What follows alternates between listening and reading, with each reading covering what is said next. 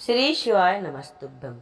प्यारे भक्तों, आज हम सुनेंगे 16 सोमवार व्रत कथा, जिसके सुनने मात्र से ही मनोकामना पूरी होती है।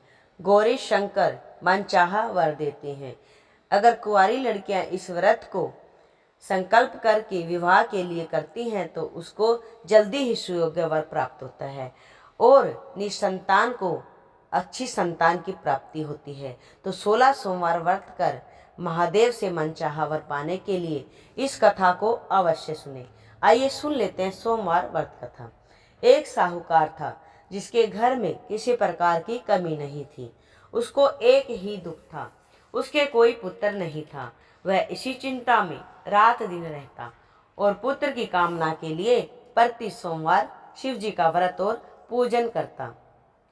सायकाल को शिव मंदिर में जाकर शिव जी के सामने दीपक जलाया करता था। उसके भक्ति भाव को देखकर एक समय पार्वती जी ने कहा, हे शिव जी महाराज, यह साहूकार आपका अनन्य भक्त है और सदैव आपका व्रत और पूजन बड़ी श्रद्धा और भाव से करता है। इसकी मनोकामना अवश्य पूरी करनी चाहिए।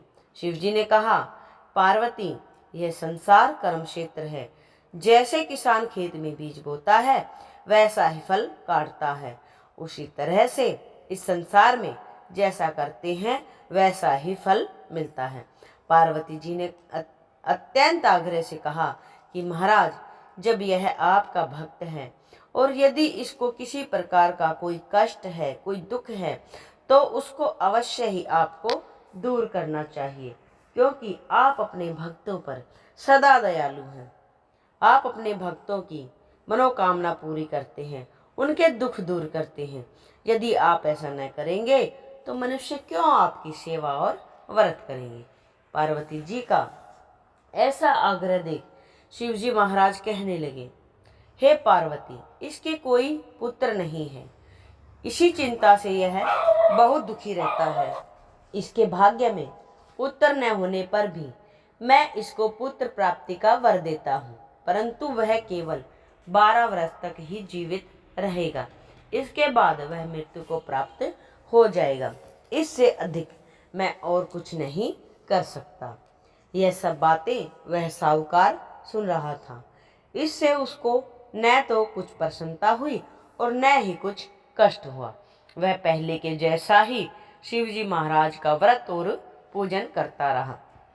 कुछ काल व्यतीत हो जाने पर साहूकार की स्त्री गर्भवती हुई और 10वें महीने में उसके गर्भ से अति सुंदर पुत्र की प्राप्ति हुई।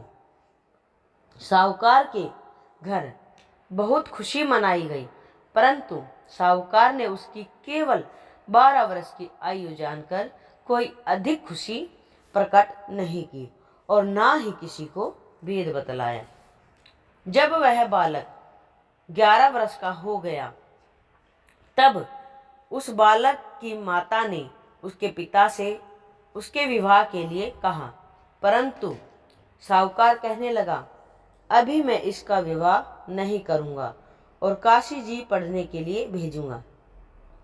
फिर साहूकार ने अपने साले अर्थात उस बालक के मामा को बुलाकर उसको बहुत साधन देकर कहा, तुम इस बालक को काशी जी पढ़ने के लिए ले जाओ और जिस स्थान पर भी जाओ यज्ञ करो और ब्राह्मणों को भोजन कराओ। वह दोनों मामा और भांजे सब जगह यज्ञ करते और ब्राह्मणों को भोजन कराते जा रहे थे। रास्ते में उनको एक शहर पड़ा। उस शहर के राजा की कन्या का विवाह था और दूसरे राजा का लड़का जो विवाह कराने के लिए बारात लेकर आया था वह एक आंख से काना था। उसके पिता को इस बात की बड़ी चिंता थी कि वहां वर को देखकर कन्या के माता पिता विवाह में किसी प्रकार की अड़चन पैदा ना कर दें। इस कारण जब उसने अति सुंदर सेठ के लड़के को देखा तो मन में विचार किया, क्यों न ढुकाव के कपड़े पहनाकर इसको विवाह के लिए ले जाएं। फिर उसको वर के कपड़े पहना कर घोड़ी पर चढ़ा ढुकाव पर ले गए और बड़ी सुंदरता से सब कार्य हो गए। वर के पिता ने सोचा, यदि विवाह का कार्य भी इसके लड़के से करा दिया जाए तो क्या बुराई है। ऐसा विचार कर लड़के और उसके मामा से कहा, यदि आप फेरों और कन्यादान का काम भी करा देंगे तो आपकी बड़ी कृपा होगी और हम इसके बदले में आपको बहुत सा धन दे देंगे। उन्होंने इस बात को स्वीकार कर लिया और विवाह का कार्य भी बढ़िया ढंग से हो गया। परंतु जिस समय वह लड़का जाने लगा तो उसने राजकुमारी की चुंदरी के पल्ले पर लिख दिया कि तेरा विवाह तो मेरे साथ हुआ है, परंतु जिस राजकुमार के साथ तुमको भेजेंगे वह एक आंख से काना है।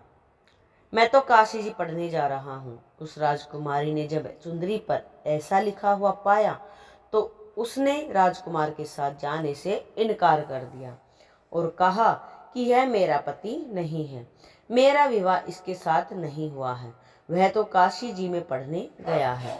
परंतु यह जानकर राजकुमारी के माँ बाप ने अपनी कन्या को विदा नहीं किया और बारात वापस चली गई। उधर वह सेठ का लड़का और उसका मामा काशी जी पहुंच गए। वहां जाकर उन्होंने यज्ञ करना और लड़के ने पढ़ना शुरू कर दिया। जब लड़के की आयु 12 वर्ष की हो गई तब एक दिन उन्होंने यज्ञ रचा दिया। तब लड़के ने अपने मामा से कहा, मामा जी आज मेरी तबीयत ठीक नहीं है। मामा ने कहा, अंदर जाकर सो जाओ। लड़का अंदर जाकर सो गया और थोड़ी देर में उसके प्राण निकल गए। जब उसके मामा ने आकर देखा कि वह तो मुर्दा पड़ा है तो उसको बड़ा दुख हुआ और उसने सोचा कि मैं अभी रोना पीटना मचा दूंगा तो यज्ञ का कार्य अधूरा रह जाएगा। अतः उसने जल्दी से यज्ञ का कार्य समाप्त कर ब्राह्मणों के जाने के बाद रोना पीटना आरंभ कर दिया। संयोगवश उसी समय शिव पार्वती उधर से जा रहे थे। पार्वती जी कहने लगी, महाराज कोई दुखिया रो रहा है, इसके कष्टों को दूर करो। तब शिवजी बोले, इसकी आयु इतनी ही थी सो भोग चुका। पार्वती जी ने कहा कि महाराज कृपा करके इस बालक को और आयु दो, अन्यथा इसके माता पिता तड़प तड़प कर मर जाएंगे। पार्वती जी के इस प्रकार बार बार आग्रह करने पर शिवजी ने उसको जीवन दान दिया और शिवजी की कृपा से लड़का जीवित हो गया। शिवजी कैलाश चले गए। वे उसी भांति यज्ञ करते हुए अपने घर को चल पड़े। रास्ते में उसी शहर में आए जहाँ उसका विवाह हुआ था। वहाँ पर आकर उन्होंने यज्ञ किया और लड़के के ससुर ने पहचान लिया और अपने घर ले जाकर बड़ी खातिर के साथ दास दासियों के सहित आदर पूर्वक लड़की और जमाई को विदा किया। जब वह अपने शहर के निकट आए तो उसके मामा ने कहा कि मैं पहले तुम्हारे घर जाकर सबको खबर कर आता हूँ। उस समय लड़के के माता पिता अपने घर की छत पर बैठे थे और उन्होंने यह प्रण कर रखा था कि यदि हमारा पुत्र सकुशल घर आए तभी हम राजी खुशी नीचे उतर आएंगे, नहीं तो हम छत से गिरकर अपने प्राण खो देंगे। इतने में उस लड़के के मामा ने आकर यह समाचार दिया कि आपका पुत्र आ गया है, परंतु उनको विश्वास नहीं हुआ। तब उसके मामा ने शपथ पूर्वक कहा कि आपका पुत्र अपनी पत्नी के साथ बहुत सारा धन लेकर आया हुआ है। तो सेठ ने खुशी से उसका स्वागत किया और वह खुशी खुशी रहने लगे। इसी प्रकार जो भी इस कथा को पढ़ता या सुनता है उसके सभी दुख दूर होकर उसकी सभी इच्छा पूर्ण होती है। कथा सुनने वाले पर हे महादेव गौरी शंकर अपनी कृपा करना और जिन भक्तों ने कथा सुनी है कमेंट में श्री शिवाय नमस्तुभ्यम जरूर लिखना और चैनल को सब्सक्राइब करना बिल्कुल ना भूलें। आप सभी भक्तों की मनोकामना गौरी शंकर पूरी करें। श्री शिवाय नमस्तुभ्यम।